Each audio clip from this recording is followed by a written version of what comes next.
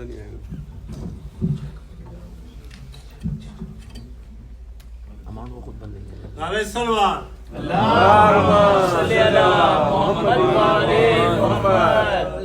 سب سے پہلے حافظات سے گزارش ہے کہ مرتبہ سورہ حمد 3 مرتبہ سورہ اخلاص کی تلاوت فرما کر اس کا ثواب ہمارے طالب رضوی کے والد مرحوم جو ہمارے دوست تھے، ان کا انتقال جو ہے کچھ سال پہلے 14 محرم کو کربلا میں ہوا تھا.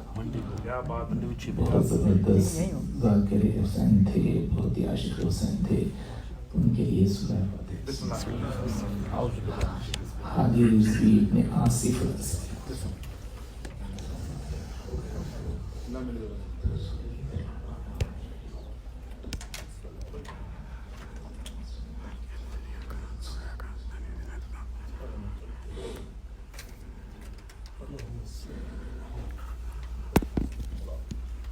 أعوذ بالله من الشيطان الرجيم.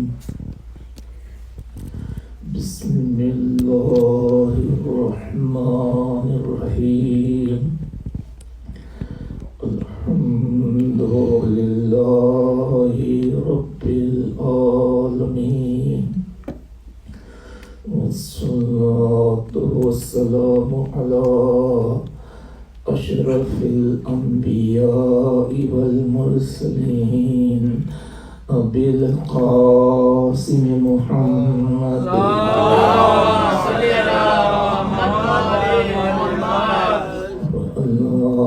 آله الطيبين الطاهرين المعصومين المظلومين الذين أذهب الله عنهم الرجس وطهرهم تطهيرا.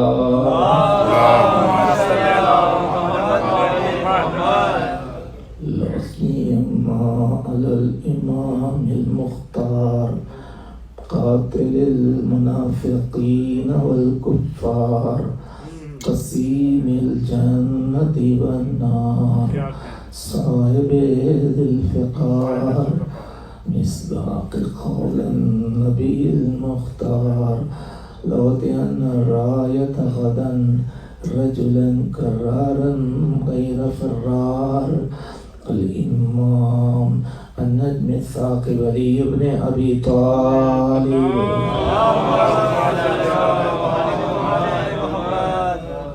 ولعنة الله على أعدائهم وغاصب حقوقهم ومنكر فضائلهم أجمعين من الآن إلى قيام يوم الدين. أما بعد فقد قال الله سبحانه تبارك وتعالى في محكم كتابه الحكيم وهو أصدق القائلين. بسم الله الرحمن الرحيم. إنما أنت منذر ولكل قوم هاد. صدق الله العلي العظيم.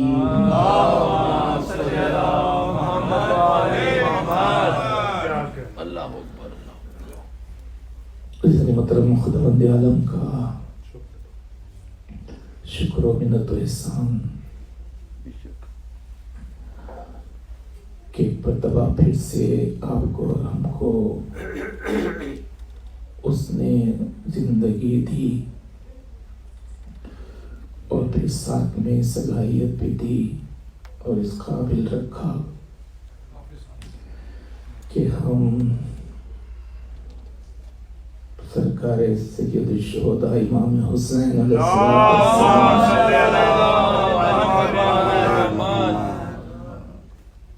اور ان کے اعزاء و اقربا کی اور دوستوں کی قربانیوں کو یاد کرنے کے لیے جمع ہو سکے اور اس سال کربلا والوں کی یاد منانے والوں کی فہرست میں اپنا نام لکھا سکے. یہ میرا شرف ہے، میں خدا عالم کا بھی مشکور ہوں اور آپ سب کا اور آپ کے مینجمنٹ کا کہ آپ نے مجھے عزت بخشی، موقع دیا، سعادت بخشی کہ میں بھی آپ کے ساتھ مل کے ہم حسین میں شامل ہو سکا، خدمت کر سکا۔ جزاک اللہ مولانا۔ انہی بارگاہوں میں دعا ہے کہ خداوند عالم آپ سب کے دلی مقاصد کو پورا فرمائے، آپ سب کو اجر عظیم عطا فرمائے اور آپ کو آپ کے متعلقین کے ساتھ سال آئندہ تک شاد و آباد رکھے۔ تمام عزیزوں بلاؤں حادثات سے، بالخصوص وباؤں سے اور کرونا وائرس سے اور معمولیت سے محفوظ فرمائے۔ عزیزان محترم، میں بہت ہی متاثر ہوا کہ آپ نے زندہ قوم ہونے کا ثبوت دیا اور پھر بہت ہی سینسیٹیو اور حساس ہونے کا اور مالک ول پاور کا ہونے کا ثبوت دیا اور آپ نے اپنی قوت ارادی کا اظہار فرمایا، بہت ہی ملنساری کے ساتھ، بہت اتحاد کے ساتھ، اور پھر انہی چیزوں کو پیش نظر رکھ کے آپ نے عزاداری میں شرکت کی جس کا تذکرہ معصومین نے اپنے دور میں کیا تھا۔ یقیناً یہی احساس ہے اس موقع پر کہ بالخصوص مجھے کہ میں نے عنوان کا حق ادا نہیں کیا، لیکن یہ کہ امام حسین خود بہتر جانتے ہیں کہ کوشش کی ہے اور یہ ان آیات پر بھروسہ ہے اور یہی ہے کہ وہ اسی اس کوشش میں اگر کوئی نقص رہا ہے تو اس کو بھی دور فرمائیں گے اور اس تمام چیزوں کو قبول فرمائیں گے۔ یقین جانیے کہ ہم کو اپنے بیان کے قبول ہونے کا بھروسہ نہیں ہوتا ہے، لیکن آپ کے آنسوؤں کے قبول ہونے کا بھروسہ ہوتا ہے، اور اسی کی وجہ سے کہ جب آپ کے آنسو قبول ہو جائیں گے اور آپ کے ماتم قبول ہو گئے تو اس کے طفیل میں ہمارا ذکر بھی قبول ہو جائے گا۔ چنانچہ آپ کے علم میں ہے کہ سلسلے وار گفتگو رہی قرآن مجید کے 13ویں سورہ رات کی 7ویں آیت کے ذیل میں کہ جس میں خداوند عالم مخاطب ہے آپ کے ہمارے نبی جناب احمد مصطفیٰ صلی اللہ علیہ وآلہ وسلم سے فرما رہا ہے کہ حبیب آپ منذر ہیں اور ہادی ہیں۔ تو ظاہر ہے کئی پہلو سے ان انتخابات کی وضاحت کی کوشش کی گئی، تو یقیناً آپ نے اس کو محفوظ کیا ہوگا، گفتگو کو محفوظ کیا ہوگا کہ یہ حضور اکرم کا ایک نام منذر بھی ہے۔ میں سمجھتا ہوں کہ اب اس کے بعد یقیناً آپ اپنے گھروں میں بچوں کے نام منذر رکھیں گے۔ ہادی تو نام ہوتا ہے، یہ تو ہے ہی، لیکن یہ ایک منذر بھی حضور کا نام ہے، لیکن اس کے ساتھ معنی و مفہوم کو پیش نظر رکھ کے کہ وہ جو دوسرے ہیں جو کہتے ہیں کہ منذر کے معنی ڈرانے والے کے، لیکن حقیقت میں منذر کے معنی ہے اللہ کی معرفت کرانے والا، اللہ کو پہچانوانے والا، اور انہوں نے پہچانوایا اللہ کو پہچانوانے کے لیے ان لوگوں کو بھی کہ جن کے پہچانے جانے کے بعد پھر خدا پہچانا جاتا ہے۔ چنانچہ اسی اعتبار سے حضور اکرم نے پہچانوایا، کبھی علی کو پہچانوایا، کبھی فاطمہ کو پہچانوایا، کبھی حسن کو پہچانوایا، کبھی حسین کو پہچانوایا، کبھی الی آخر تمام ائمہ، یہاں تک کہ حضرت حجت ابن الحسن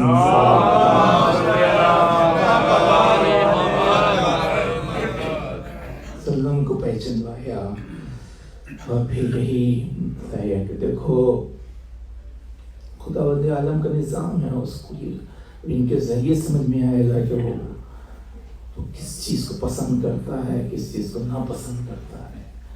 اور یہی فکر کے تعلق سے ذرا سوچو، غور کرو۔ اور پھر اس میں آپ نے کہا ایک قرآن کا ایک اسلوب ہے کہ جہاں پر اس نے بتایا کہ کچھ چیزیں ہیں جس کو بہرحال حاصل کرنا چاہیے، اور اس میں ایک لفظ ہے جس کو تقویٰ کہتے ہیں کہ یہ بہت اہم ہے، اس کو حاصل کرنا چاہیے، اس تعلق سے فکر ہونی چاہیے کہ اب یہ بھی کیا ہے اور کیا ہے۔ چنانچہ آپ دیکھیں کہ قرآن مجید میں خداوند عالم نے فرمایا کہ دیکھو تم جب مجھ سے مانگنے کے لیے آئیں گے تو پھر میں اس وقت یہ نہیں دیکھوں گا کہ تم کون ہو، میں دے دوں گا۔ اس نے کہا ادعونی استجب لکم، تم مجھ سے مانگو میں اسے پورا کروں۔ تو جب خداوند عالم دینے پر آتا ہے تو وہ یہ نہیں دیکھتا کہ میرا دوست ہے یا میرا دشمن ہے یا میرا مقیر ہے یا میرا منکر ہے، وہ دے دیتا ہے۔ اس نے پہلے بھی دیا، اس نے موسیٰ کو بھی دیا، فرعون کو بھی دیا، ابراہیم کو بھی دیا، نمرود کو بھی دیا۔ جو مانگتا ہے اس نے وعدہ کیا ہے اور وہ دیتا بھی ہے۔ تو وہ جب کوئی مانگتا ہے تو دینے میں وہ یہ نہیں دیکھتا کہ مانگنے والا کیسا ہے، لیکن ہاں جب کوئی اللہ کو کوئی چیز دینا چاہتا ہے، جب کوئی شخص اللہ کو کوئی چیز دینا چاہتا ہے تو اس وقت وہ دیکھ لیتا ہے کہ یہ دینے والا کیسا ہے۔ اس نے کہا میں ہر ایک کی چیز کو قبول نہیں کروں گا۔ چنانچہ جو آیت ہے آخر میں یہاں پر کہا گیا کہ انما یتقبل اللہ من المتقین، کہ اللہ جو ہے قبول کرتے، انما کا وہی صیغہ ہے، اس کے سوا اور کچھ نہیں ہے، کہ وہ صرف اور صرف متقین سے قبول کرتا ہے۔ وہ دیکھتا ہے کہ یہ جو میں پیش کر رہا ہے خیر و خیرات ہو، عبادات ہو، سجدے ہوں، جو بھی ہو، وہ دیکھتا ہے کہ دینے والا متقی ہے کہ نہیں۔ تو اتنی اہم صفت تھی تو اس کی وضاحت ضروری تھی۔ تو حضور اکرم نے کہا دیکھو ایک ہے اس کا ظاہر اور ایک ہے اس کا باطن۔ تو اس میں یہ ہے کہ ظاہر یہ ہے کہ اب ظاہر ہے کہ متقی وہ ہوتا ہے جو خداوند عالم کے احکامات پہ عمل کرے، نیکیاں کرے، پرہیزگاری، یہ ساری باتیں ہیں، یہ ظاہر ہے۔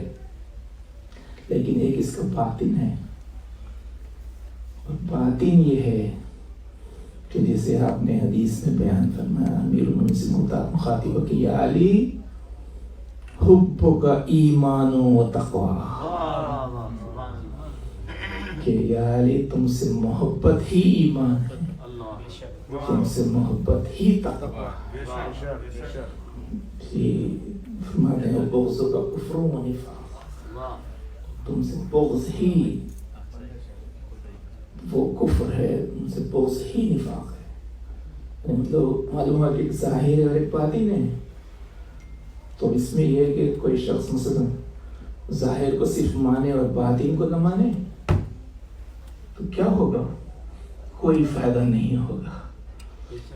اس لیے ہے کہ دل میں پہلے علی ہو، اس کے بعد پھر تمام اعمال ہو۔ نعرہ حیدری، بار دیگر سلوات۔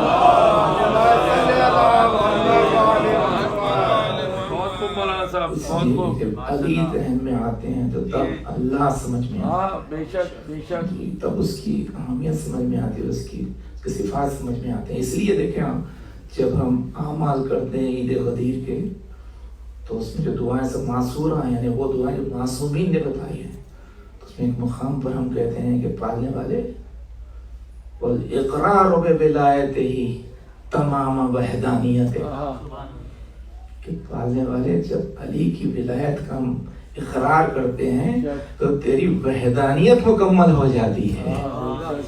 ہم سمجھے سے دین مکمل ہوا ہے علی کی ولایت کے اقرار سے، وحدانیت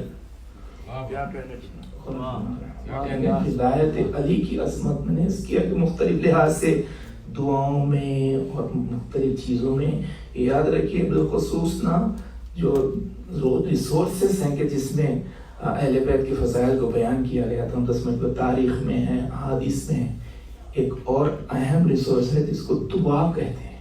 واہ واہ واہ واہ جی دعا بھی وہ بھی اہل بیت کے فضائل کا خزانہ ہے۔ سبحان اللہ سبحان اللہ۔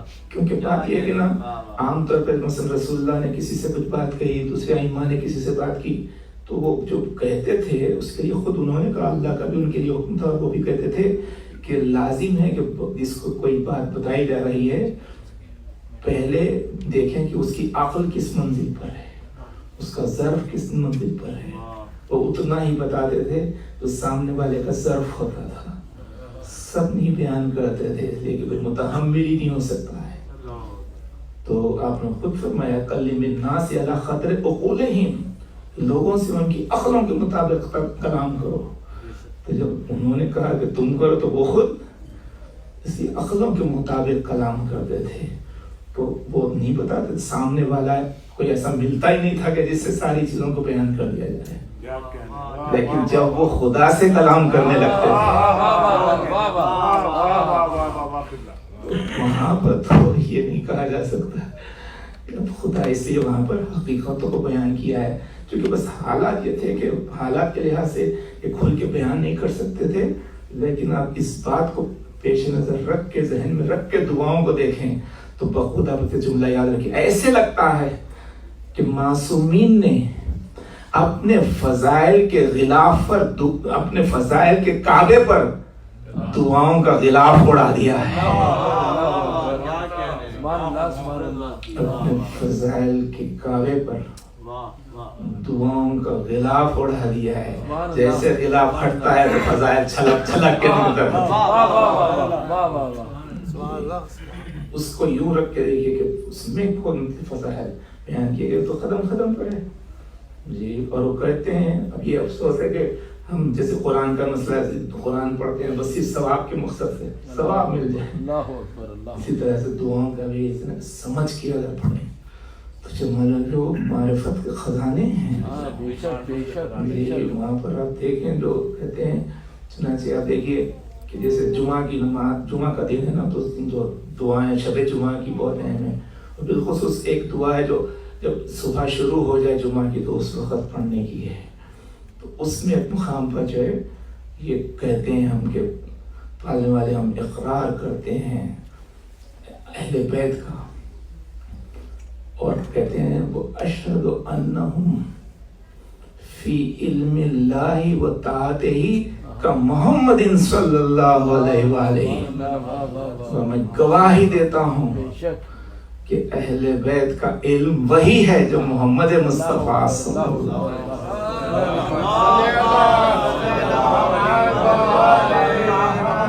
ان کی اطاعت وہی ہے جو رسول اللہ کی ہے۔ اب دیکھیے اللہ کو گواہ کر کے کہتے ہیں ہم، وہاں تو کہتے ہیں یہ ان کی صفت ویسی ہے جو رسول اللہ کی تھی، اور بعد میں ہٹ کے کہتے ہیں نہیں فرق تھا جی، وہ بڑے تھے، وہ کم تھے، اس میں فرق تھا۔ تو وہی معرفت کی کمی ہے جی، اور یہ کم بڑا وہ بڑے تھے کم تھے، اور وہ نبوت تھی ان کے پاس، امامت تھی۔ میں تو وضاحت کر چکا ہوں کہ امامت کا رتبہ کس منزل پر ہے، تو یہ جو گھٹاتے ہیں اور کم کرتے ہیں نا، تو میں کہتا ہوں کہ میں نے کہا بھی تھا کہ یہ ہوتا ہے کہ وہ خیر اپنے لیے جو بھی کرتے ہوں لیکن ہمارے لیے بہت خطرناک ہوتے ہیں جی۔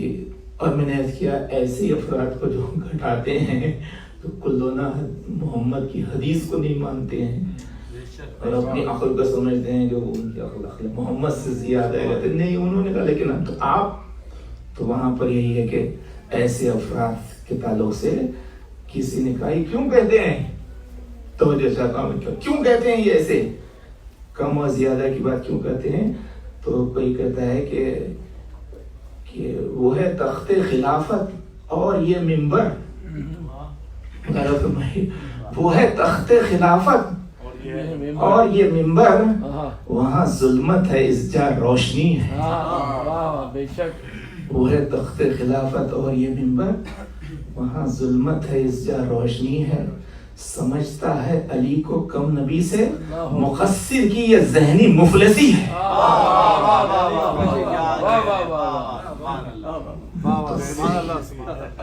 جی ایک ذہنی مفلسی بھی ہوتی ہے. اور چنانچہ اس لحاظ سے میں نے کہا بہت ہی خبردار رہنا ہے، اس لیے کہ مسئلہ یہ ہوتا ہے نا کہ کھل کے کوئی آ جائے تو اس سے تو حفاظت ہو جاتی ہے، لیکن یہ کہ اگر چہرے پر نقاب کچھ اور ڈال کے آئے تو وہاں پر بہرحال احتیاط کرنا ہے. میسیج ہے اور میں کہتا ہوں کہ نا بہت ڈرنا چاہیے.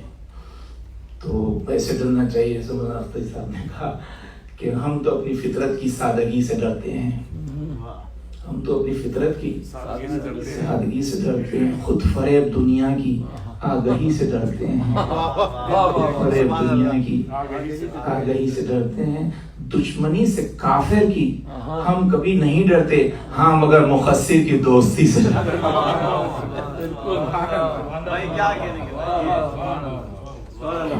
یہ کہ وہ کافر تو دنیا کو برباد کرتا ہے، یہ تو آخرت کو برباد کرتا ہے. بہت خوب ماشاءاللہ. اور میں تو کہتا ہوں یہ جو کئی کرتے ہیں نا مومنین کے گھٹانے کی فکر کرتے ہیں، ان سے ہم تو ناراض ہوئے نا. امام حسین بہت ناراض ہوتے ہیں کہ یہ ایسی ایک قسم کا وائرس ہے علی دشمنی. یہ دشمنی کے وجہ سے اور ہے انہیں قسم کے تعصب ہے، پتہ نہیں کیا ہے. تو یہ جیسے کمپیوٹر میں وائرس آتا ہے تو وائرس کی وجہ سے چاہے کتنا ہی مہنگا کمپیوٹر وہ سب 2 پیسے کا ہو جاتا ہے. اسی طرح سے دین میں اگر بغض علی یہ وائرس آ گیا، اس لیے میں مسلسل پیغام دیتا رہا کہ کربلا نے یہی بتایا ہے کہ وہاں پر یہی تھا، ادھر حب علی اور بغض علی. یہ بغض علی ہے جس کی وجہ سے ہے، اور ظاہر ہے کہ جو لوگ منحرف ہونا تھا ہو گئے اور چل رہا ہے سلسلہ ابھی بھی کر رہے ہیں. تو عزیزان محترم وہ تو اپنا کرتے رہے، لیکن ہم نے دیکھا کہ وہ علی کا مسئلہ یہ ہے کہ جس کی محبت کی وجہ سے ذہن میں ایک روشنی پیدا ہو، جس کی وجہ سے ہر چیز اپنی حقیقت کی سمجھنے آتی ہے. یاد رکھیے کہتے ہیں کہ علم بھی ایک نور ہے کہ جو دست قدرت میں ہوتا ہے، اللہ عطا کرتا ہے، اور اللہ اپنی عطا اس کو نہیں دیتا کہ جو دشمن علی ہوتا ہے، جو گناہگار ہوتا ہے. اور میں نے کہا سب سے بڑے گناہ کو علی کہتے ہیں. یہی وجہ ہے دیکھیں دنیا میں بہت سے لوگ بہت کتابیں پڑھے ہوئے ہیں، بہت بڑی ڈگریاں ہیں، لیکن یہ کہ جب بات کرتے ہیں تو ایسے لگتا ہے کہ ان کے پاس علم تو آیا ہے، نور علم نہیں آیا. نور علم نہیں آتے کہ وہی ہے بجائے. اب وہ جو کمی ہوتی ہے نا، میں نے کہا ہر صف میں ہو سکتا ہے، یہ نہیں کہ بس غیر ہے، وہ کہیں پر بھی ایسے لوگ ہو سکتے ہیں. چنانچہ پہچان یہی ہے کہ نور علم سے محروم رہتے ہیں. یہ وجہ ہے کہ جب بات کرتے ہیں تو اتنا وقت لیتے ہیں، اتنا گھوٹتے ہیں کہ جو بیان ہی نہیں کر پاتے. اور دوسرا ہے کہ بہت آسانی سے مفاہیم کو بیان کر دیتا ہے. تو فرق یہی ہے کہ علم ہے، نور علم وہاں نہیں. ہمارے یہاں تو یہ ہے. حضور آج تو مجھے بس جلدی سے ختم کرنا ہے اور باتوں کو بہت ہی وقت ہو گیا، لیکن بہرحال انشاءاللہ میں نے کہا کہ میں نے چند سرخیاں ہی پیش کی ہیں، آپ حضرات اس پر خود غور فرمائیں. اور بالخصوص خاص طور سے ہماری نئی نسل کو، ان کی زبان میں تو گفتگو نہیں ہوئی، لیکن مجھے امید ہے کہ آپ ان سے ان کی زبان میں گفتگو کریں گے، سمجھائیں گے، بتائیں گے کہ یہ ہوا ہے، اس کی وجہ سے انشاءاللہ فائدہ ہو سکتا ہے. چنانچہ آپ دیکھیں، ورنہ ان کو چھوڑ کے اب دیکھیے قرآن، یقیناً قرآن کی اہمیت ہے، لیکن میں نے کل بھی اس کے رسول نے کہا ان کی روشنی میں پڑھو قرآن، ورنہ گمراہی. آپ دیکھیں ولایت کی طرف متوجہ کرنا ہے، لیکن اس واقعے کے ذریعے میں وہاں پہنچانا چاہتا ہوں کہ دیکھیے آپ ایسا ہی ہوا کہ چھٹے امام محمد جعفر صادق علیہ السلام دور تھا کہ حضرت کے دور میں ہوا ہے کہ ایک شخص تھا کہ جو اچھا سا خطیب تھا، زبردست تقریر کرتا تھا. تو مدینے میں وارد ہوا، مسجد نبوی میں آیا، تقریر کرنے لگا، لوگ کافی فریفتہ ہونے لگے اس کی باتوں کی، جیسے مجمع پڑھنے لگا اور کافی چرچا ہوا، یہاں تک کہ اطلاع چھٹے امام کو بھی پہنچی۔ تو امام بھی فرماتے میں بھی گیا دیکھنے کے لیے، تو فرماتے میں اپنے آپ کو اس کی نظروں سے بچائے رکھا، تو اچھی تقریر کر رہا تھا، تقریر کرا اترا اور اس کے بعد بازار کی طرف چلا۔ حضرت میں بھی پیچھے جانے لگا اس کے، یہاں تک کہ پھل کی دکان پر پہنچا، پھل کی دکان پر جا کے وہاں سے اس کو بھی باتوں میں لگایا اور آہستہ سے 2 انار اس نے چھپا لیے اپنی عبا میں اور آگے بڑھ گیا بغیر پیسے دیے۔ اس کے بعد ایک خبز کی دکان پہ گئے، روٹی کی، اور وہاں جا کے وہاں سے بھی اس کو باتوں میں الجھایا اور آہستہ سے 2 روٹیاں چھپا لی۔ اور اس کے بعد پھر چلا صحرا کی طرف اور ایک ایسی جگہ پہنچا جہاں گھر تھا گرنے والا، ایسی اس میں جا کے دیکھا تو ایک اپاہج وہاں پر لیٹا ہوا تک گیا اور ابا میں سے اس نے انار نکالا، اسے پھوڑ کے اس کی روٹی کے ساتھ اس کو کھلا دیا۔ مطلب جو اٹھ رہا تھا اس وقت اس کی نظر مجھ پہ پڑ گئی، تو میں بھی اس کے قریب پہنچا اور میں نے کہا میں مسلسل تجھے دیکھ رہا ہوں، تو نے یہ جو کیا، تو وہاں سے 2 انار چرائے، 2 روٹی چرائے، اس کے بعد اس کو کھلا دیا۔ یہ کیا کیا؟ تو اس نے کہا میں نے قرآن پر عمل کیا۔ اب دیکھیے، تو آپ نے کہا قرآن پہ کیسے عمل کیا؟ قرآن میں کہاں ہے؟ کہا کہ آپ کو نہیں معلوم؟ کہ وہ آیت پر جو کل میں نے سنائی تھی آپ حضرات کو کہ اللہ نے کہا من جاء بالحسنۃ فلہ عشر امثالها ومن جاء بالسیئۃ فلا یجزی الا مثلها، کہ کوئی اگر ایک نیکی کرتا ہے تو اس کی جزا اللہ 10 گنا دے گا، لیکن اگر برائی کیا ہے تو اس کی 10 گنا نہیں، 1 گنا ہے تو ایک گناہ کیا ہے تو ایک ہی اس کی سزا ملے گی۔ تو آپ نے فرمایا تو اس نے کہا کہ بس یہ ہوا کہ میں نے وہاں سے جو 2 انار اور 2 روٹیاں جو چرائیں، تو ظاہر ہے کہ مجھے 4 عدد گناہ ملے، لیکن لا کے میں نے جو اس غریب کو کھلا دیا تو مجھے 40 نیکیاں ملی، 10 گنا زیادہ۔ اور اس نے کہا کہ 40 میں سے 4 گنا نکال بھی دیا تو 36 نیکیاں تو میرے ہاتھ۔ دیکھا حساب میں ماہر ہے۔ اب دیکھیے آپ، میں نے عرض کیا یہ ایسی میں وصیت تھا، میزان بھی عرض کر رہا ہوں کہ ذرا سا ذہن بھی بہار رہے، لیکن مفہوم پر پہنچو تو اس وقت آپ خوش ہو جائیں، میرے بھی حق میں دعا دیں۔ پریکٹیکل باتیں ہیں ایسی نا، تو وہی تو اب یہ ہوا کہ دیکھیے وہ کر رہا ہے اور عالم ہے، قرآن پر عمل کر رہا، بول رہا ہے، چیلنج کر رہا ہے۔ میں تو امام اور اس جرات کے ساتھ امام نے کہا کہاں سے کہا قرآن میں، کہا قرآن میں کہاں ہے؟ تو اس نے پہلے تو یہ کہا اچھا آپ تو کہتے ہیں کہ آپ کے گھر قرآن اترا، آپ کو نہیں معلوم؟ اس قسم سے بات کریں، مگر آئمہ بہت ہی صبر و تحمل کے مالک ہوتے تھے، تو آپ نے ایسے ہی پوچھا، تو آپ جیسے آپ نے پوچھا تو اس نے یہ کہا، حساب بتا دیا کہ یہ آیت ہے، میں اس پر عمل کیا، میں نے اس پر عمل کیا، اور یہ ہوا۔ تو اس وقت دیکھیں آپ امام نے کیسے بتایا، اور امام فرماتے ہیں کہ تو کہہ رہے قرآن میں، آپ نے کہا تو نے قرآن پڑھا ہے لیکن اس نور میں نہیں پڑھا ہے اس کے پڑھنے کا رسول نے حکم دیا ہے، اور آپ نے کہا تو نے آدھا قرآن پڑھا ہے۔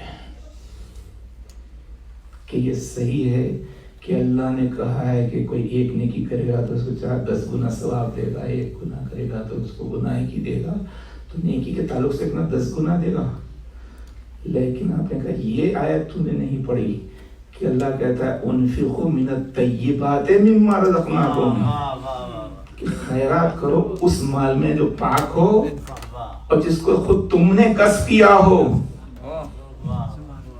دیکھیے یہ خود تم نے کسب کیا ہو، یہ نہیں ہے کہ دوسروں کا مال چرا کر لا کے اس کو اللہ کے نام پہ تقسیم کر رہے ہیں۔ دیکھیے آپ ایسے بھی لوگ اکثر ہوتے ہیں، ہم حیدرآباد کے وہاں پر یہ طالب بھی جانتے ہیں، وہاں پر حلوائیوں کی دکان ہوتی ہے، اکثر حلوائی کی دکان ہوتی ہے، اس پر مٹھائیاں وغیرہ ہوتی ہے۔ تو سنا ایک صاحب جو ہے آئے وضو وغیرہ کر کے اور حلوائی کی دکان کے سامنے ہاتھوں کو بلند کر کے فاتحہ اپنے نانا کی شروع کر دی۔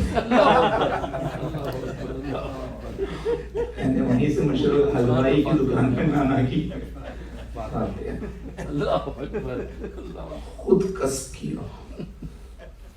بس حضور اب آپ پہنچ گئے. دیکھیے آپ یعنی آپ نے بتایا کہ یوں جزا ملنے والی ہے سے اللہ نہیں، تو وہی تقوی کی اساس پہ اگر عمل ہو تو قبول کیا جائے گا، ورنہ خدا کو تو ڈیسیو نہیں کر سکتے، خود تم اپنے آپ کو ڈیسیو کریں گے. یہ میسج ہے. تو اس بنیاد پہ ہر ایک کے لیے میں نے کہا جو بھی آپ کریں نا یہ تصدیق کریے، کسی سے کربلا کی داستان سے یہ فائدے ہوتے ہیں، ہر انسان کا نفس بیدار ہوتا ہے. وہ چنانچہ یہ ان سے یہی کہنا، دیکھیں آپ یعنی بغیر اہل بیت کے قرآن اگر کوئی لے لے تو یہ کیفیت سے یہ منزل ہے. اور پڑھا لکھا آدمی جب یہ کہہ رہا تو پھر جو خلا کے تو بات چھوڑ ہی دیجیے.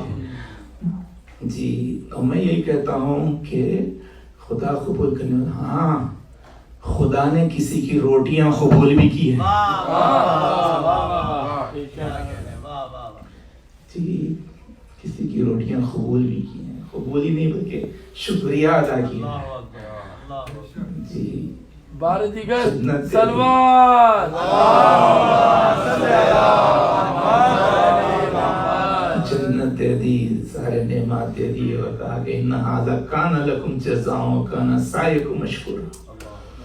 سب تو ہے اہل بیت لیکن میں تمہارا مشکور خدا مشکور کہہ کے اس نے بتایا کہ جنت وغیرہ سب. لیکن اب دیکھیے آپ اور ہم بھی اگر مثلا کسی سے کوئی کام لیتے ہیں، ہم نے جو طے کیا تھا اگر ہم دے دیں تو بس قصہ ختم ہے. لیکن ہم اس کے بعد شکریہ اس لیے ادا کرتے ہیں، یہ سمجھتے ہیں کہ جو دیا وہ کم ہے. اللہ نے بھی کہا میں مشکور بھی ہوں. اللہ اکبر، جن کا خدا مشکور ہو جائے. لیکن وہ کیسی روٹیاں تھی؟ وہی جو تقوی کی اساس پر دی گئی تھی. جی اس لحاظ سے اس کی قدر ہے. اور پھر آپ جانتے ہیں اسی طرح سے اس نے کسی کی انگوٹھی بھی قبول کی ہے. جس کو خیرات کیا ہے انگوٹھی کو بھی اس نے قبول کیا. جی تو آپ جانتے ہیں کہ وہ مالک وہ کون سا موقع ہے اور کس کی انگوٹھی قبول کی گئی؟ وہ آپ کے میرے مولا امیر المومنین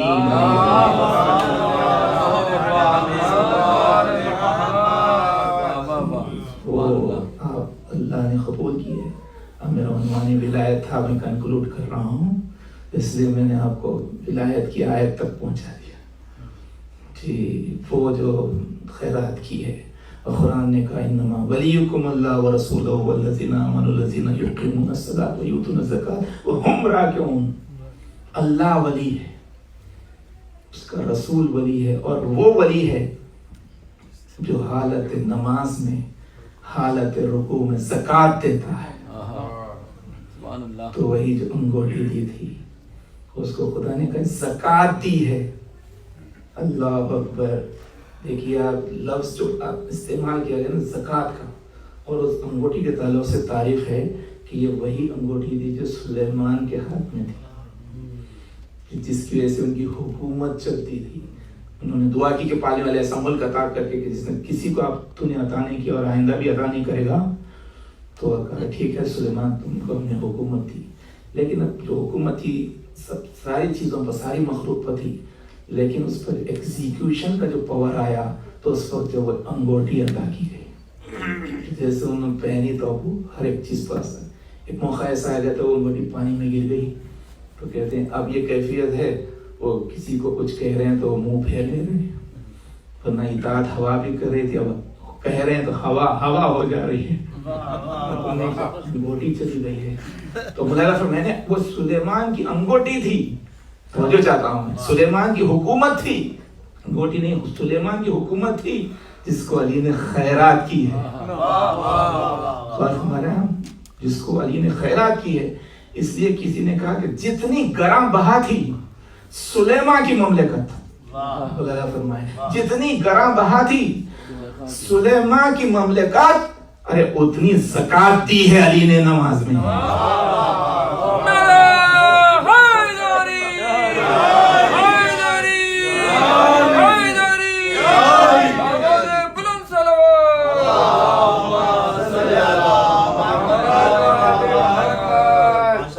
زکوٰۃ دی ہے جی تو آپ دیکھیے کہ اب کیا سخاوت ہے اور کس طرح سے اللہ نے بتایا کہ کیسی ان کی سخاوت ہے کہ سلیمان کی حکومت کو خیرات کرتے، لیکن کس حالت میں، وہ بہت اہم حضور کہ حالت نماز میں، حالت رکوع میں.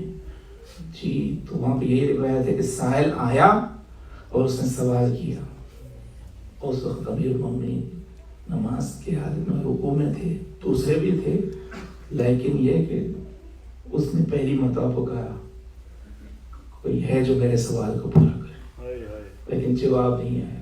پھر اس نے پکارا کوئی ہے میرے سوال کو پورا کرے، پھر کوئی جواب نہیں آیا. جب تیسری مرتبہ اس نے لوگوں کو نہیں بلکہ اللہ کو پکارا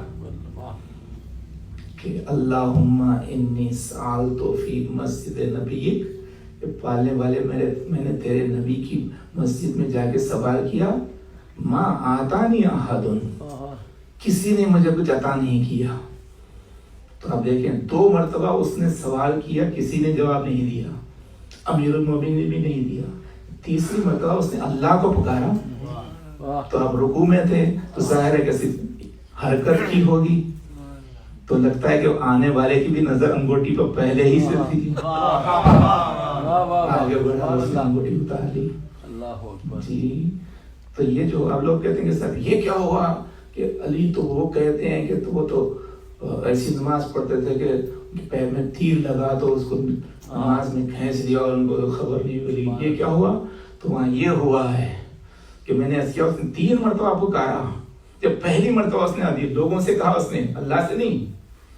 دوسری مرتبہ اس نے اللہ کو نہیں پکارا، لوگوں کو پکارا، اس لیے آپ نے جواب نہیں دی. اب تیسری مرتبہ جب اس نے اللہ کو پکارا تو اذن اللہ نے سنا، ید اللہ نے دیا. ویسے سبحان اللہ سے کام نہیں چلے گا.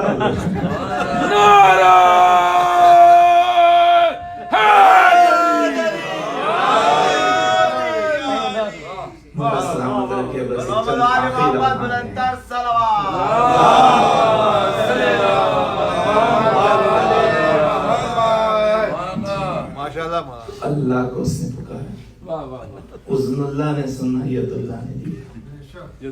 تو سمجھنے کی بات ہے. اور میں کہتا ہوں سمجھنا اگر کوئی چاہے تو بہت سے مواقع ہیں. اور میں کہتا ہوں کہ کسی سے نہ صحیح اس فقیر مسجد سے سمجھیں، وہ بھی کچھ سمجھا رہا ہے. جی وہ بھی کچھ سمجھا رہا ہے. اس لیے کہتا ہے کہ کہتا ہے فقیر در مسجد یہ جہاں سے، مولا یہ کہتا ہے فقیر در مسجد یہ جہاں سے، اللہ سے مانگو گے تو حیدر سے ملے گا. اللہ سے مانگو گے تو حیدر سے ملے گا. بحضور اور اس کے بعد ہی پھر آئے انما نازل ہوئی. جی اور رسول اللہ نے بتا دیا کہ یا علی تمہارا جو عمل ہوا تو اللہ نے تاج ولایت تمہارے سر پر رکھ دیا. لیکن لکھا یہ کہ آپ نے حضرت علی سے کہا تو آپ نے کہا یا رسول اللہ میں نے تو اس مقصد سے تو خیرات نہیں کی تھی. کہا نہیں تمہارا عمل اللہ کو بہت پسند آ گیا. تو آپ نے حضرت علی سے کہا تھا لیکن یہ بات لیک ہو گئی اور ان تک پہنچ گئی. حسرت تھی کہ ہم کو بھی ملا ہے.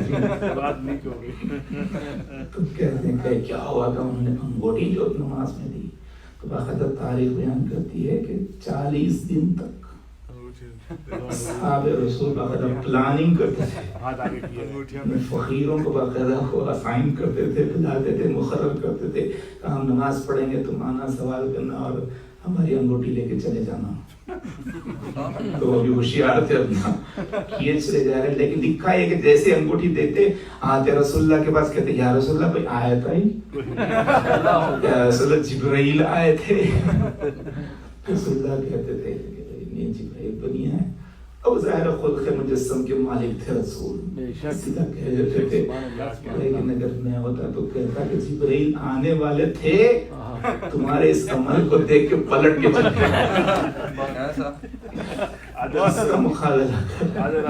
کس کا مقابلہ کریں. تو حضور چونکہ شاعر بہت باریک بھی ہوتا ہے نا، تو اس نے کہا کہ یہ جو کر رہے تھے نا تو اس سے کیا ہوا، بس کو جا کے آپ سن لو. کہتا ہے کہ ذکر علی بھی کیجئے ذکر نبی کے ساتھ. ذکر علی بھی کیجئے ذکر نبی کے ساتھ، ورنہ کھلا فریب ہے یہ زندگی کے ساتھ، ورنہ کھلا فریب ہے یہ زندگی کے ساتھ۔ ارے حیدر کی دشمنی میں جو فیاض بن گئے ان کی نماز بھی گئی انگشتری کے ساتھ۔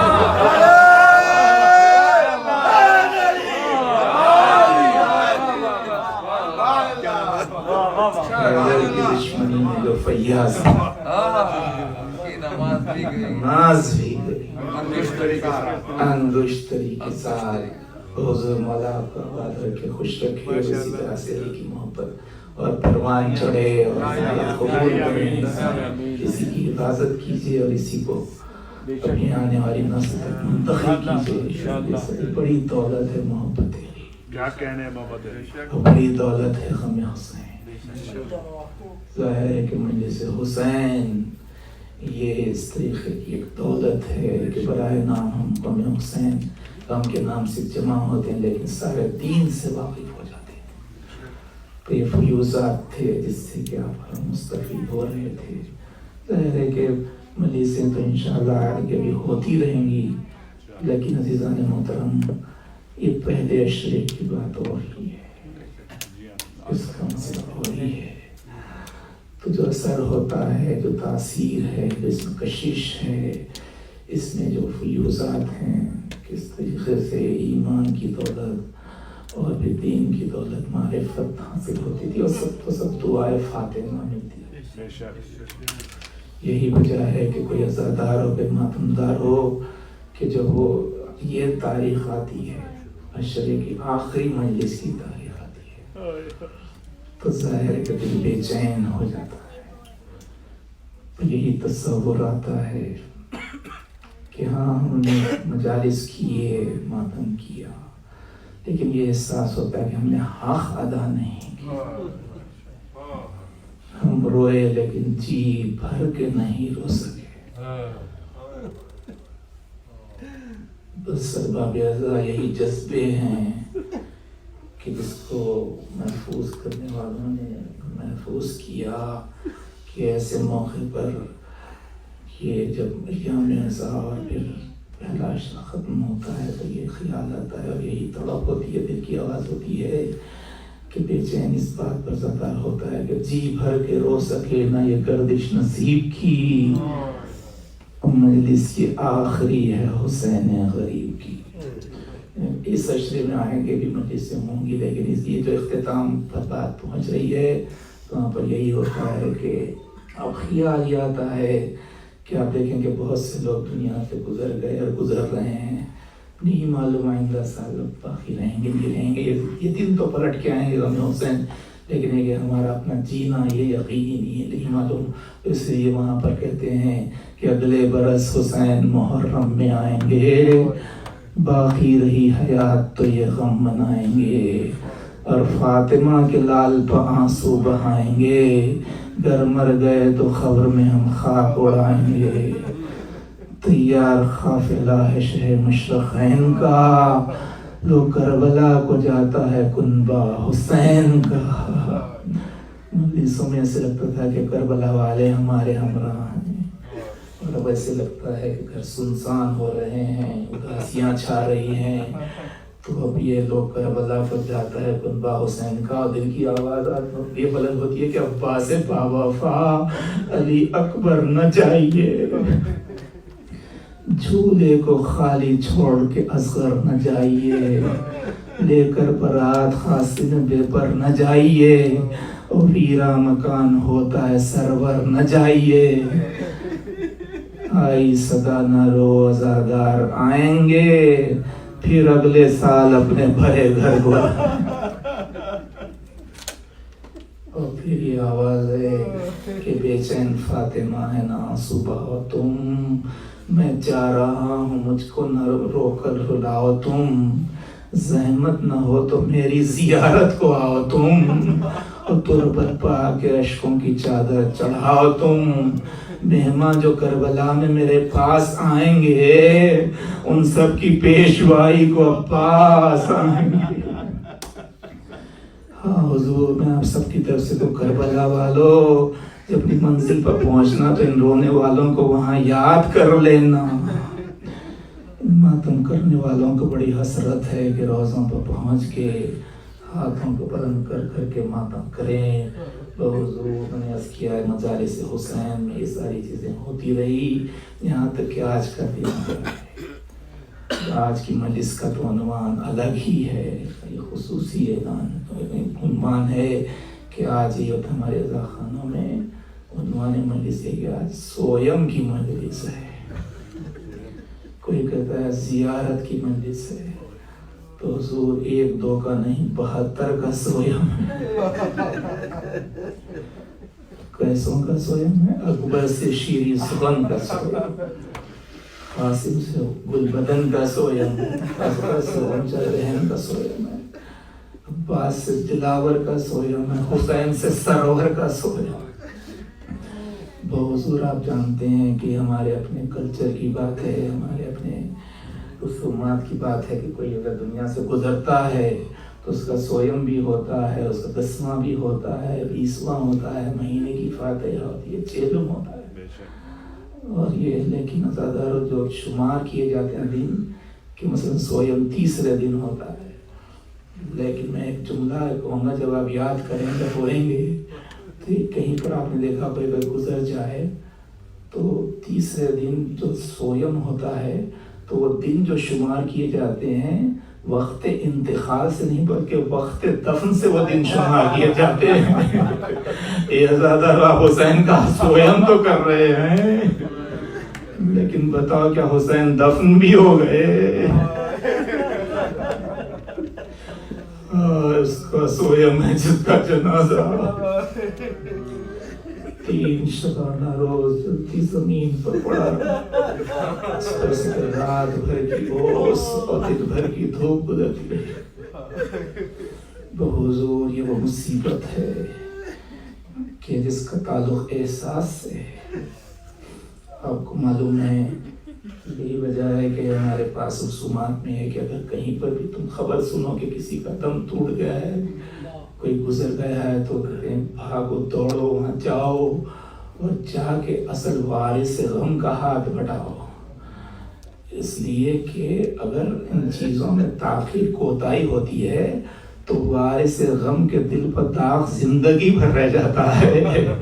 اب آپ جانتے ہیں چوتھے امام جو 40 برس تک تڑپتے تھے بار بار یہی کہہ کے روتے تھے ہائے میں وہ بد نصیب بیٹا ہوں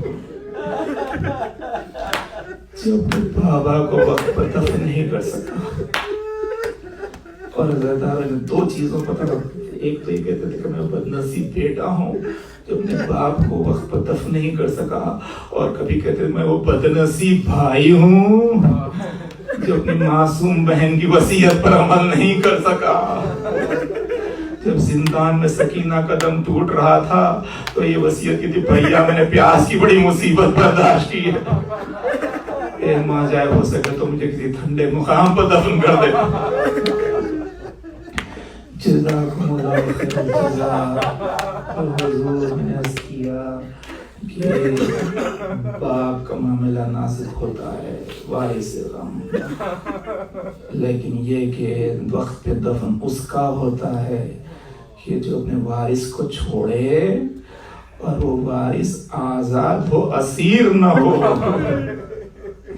دروا محمدہ امام زین العابدین ادھر یتیم ہوئے اسی کے ساتھ اسیر ہو گئے، اب ان کو اسیر کر کے کربلا سے کوفہ اور کوفہ سے شام لے جایا گیا. کل آپ نے تذکرہ سنا 11 محرم کو اسیر کر کے لے جائے گئے. اور ذکر میں تمام کر رہا ہوں آج کی اس خصوصیت کے لحاظ سے کہ 12 محرم ہے. یہ تاریخ بھی اپنے آپ میں ایک تاریخ رکھتی ہے کہ آج کا دن وہ ہے کہ جب کہ اس رائے اہل بیت کوفہ پہنچ گئے. بحضور کوفہ پہنچے ہیں تو ظاہر ہے کہ کیا ہوا وہاں پر قیامت گزر گئے اہل بیت کے دلوں پر.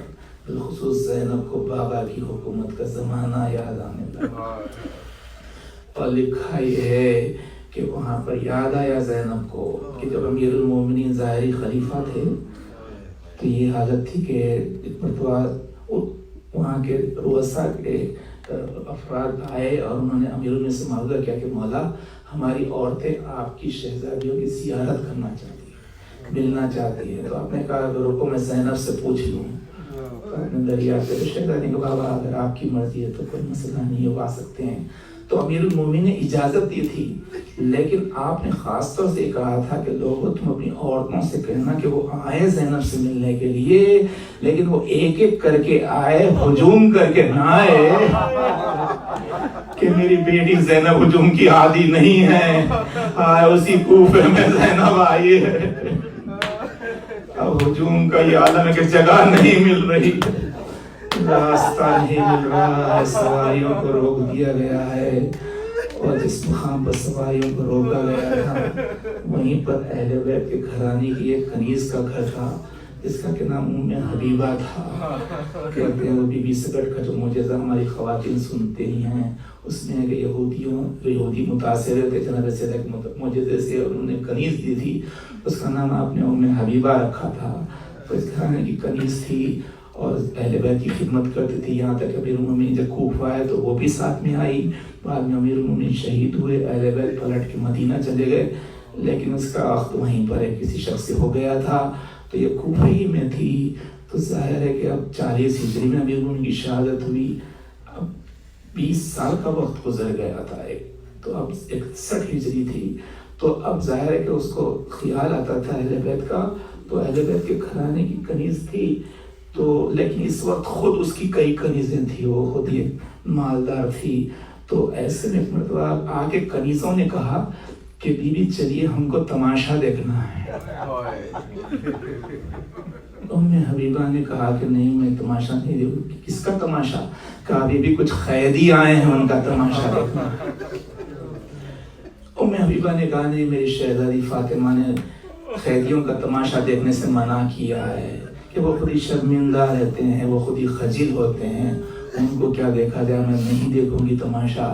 بس ایک نے کہا کہ کنیزوں نے کہا بی بی ہم نے بھی بہت قیدی دیکھے ہیں، لیکن یہ کسی اعلیٰ گھرانے سے تعلق رکھنے والے لگتے ہیں، انوار اللہ لگتے ہیں. آئیے دیکھیے. کل نہیں دیکھوں گی.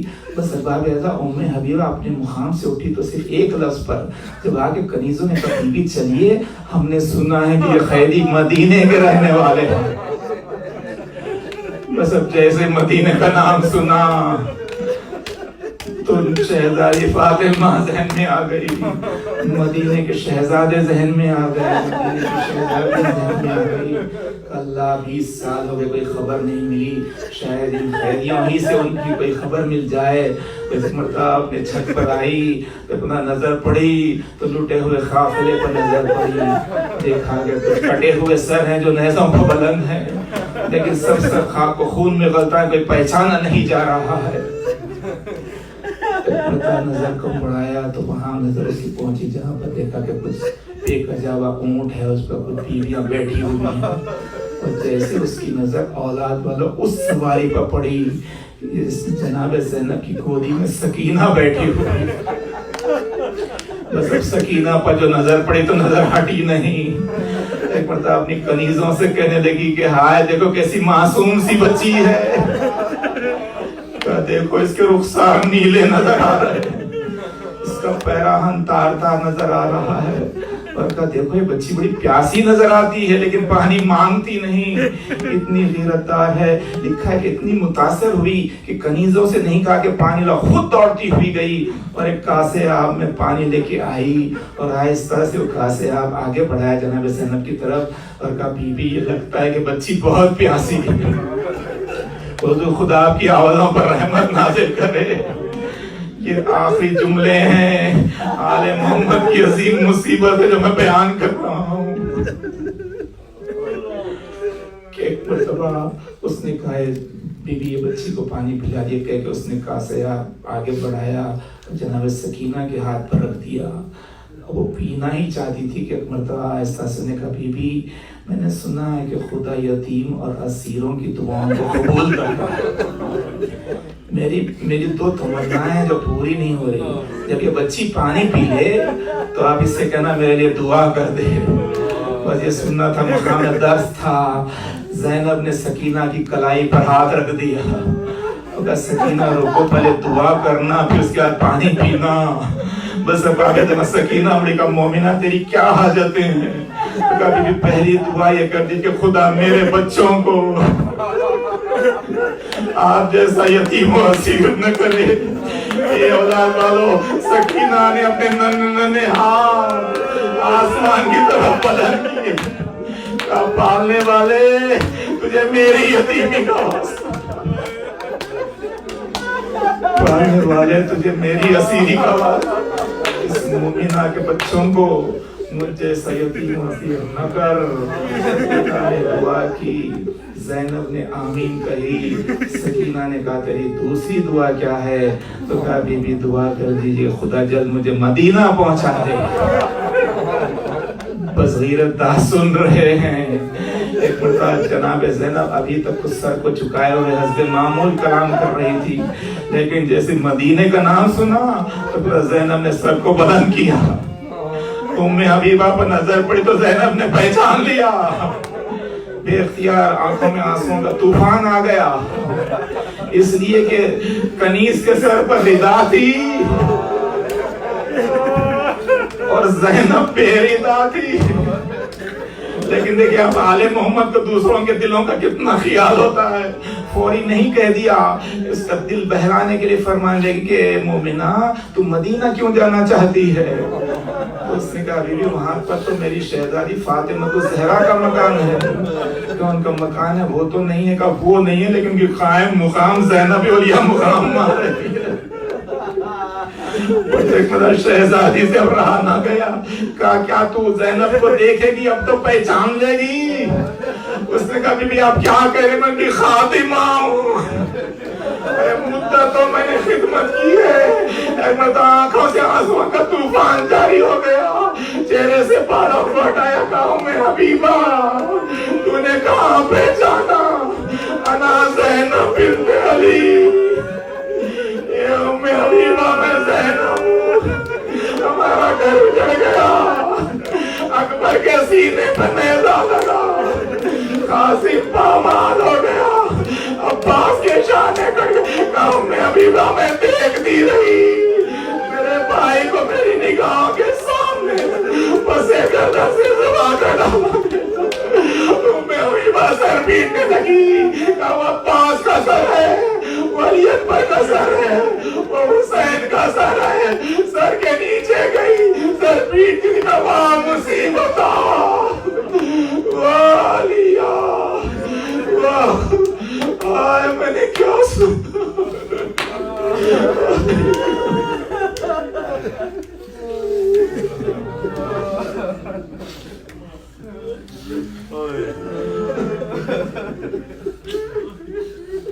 یا